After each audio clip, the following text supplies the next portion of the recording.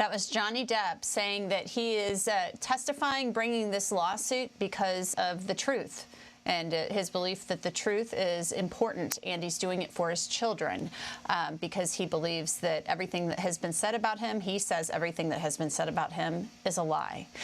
We want to bring our guest in this hour to talk about this, what we've heard so far. Lisa Lockwood is a former SWAT team member and a crime analyst, and she's a regular here on Law and Crime. Lisa, thanks so much for being here with us on this big day of testimony. As a former law enforcement officer, you've been watching this trial. You know how to do an investigation. You know how to assess the credibility of evidence. What do you think of what we've heard from Johnny Depp thus far? So obviously there's preparation involved. He knew he was going to go up there and tell his story, but it did not come across as rehearsed. Everything was introspective. He went back into his mind, and you could see the inflection of his eyes, the way he moved in his chair, that he was in recall mode. And recall means you're not creating a story, you're recalling what happened. So he was brought right back to the event and how it affected him, how it affected his children, and how he's been suffering with this for the last 6 years in order to get to the truth. Came across mild-mannered, came across a little socially awkward, but it did come across as truthful testimony and unrehearsed.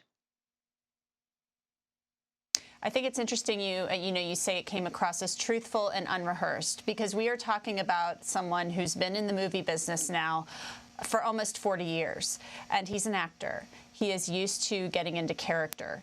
But it sounds like you think that this is the real Johnny Depp, and we're hearing all about the real Johnny Depp because we are hearing about the good, the bad, and the ugly. The addiction, it's all out there, and he's put it all out there, and he knows it.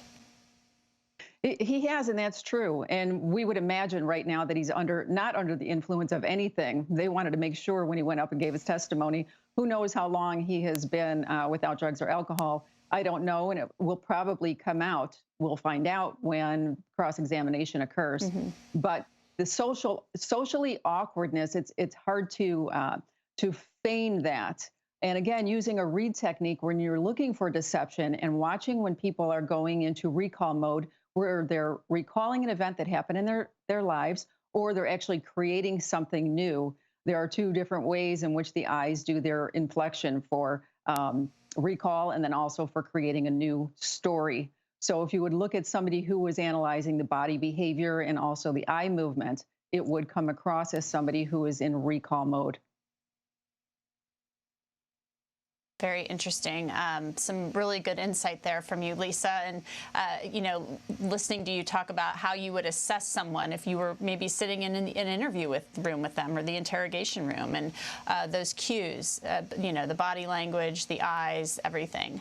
We are going to take a quick break, and when we come back, we will either be heading back into court for more of the testimony of Johnny Depp, or we may look at some more of the testimony. So stay with us. We will be right back.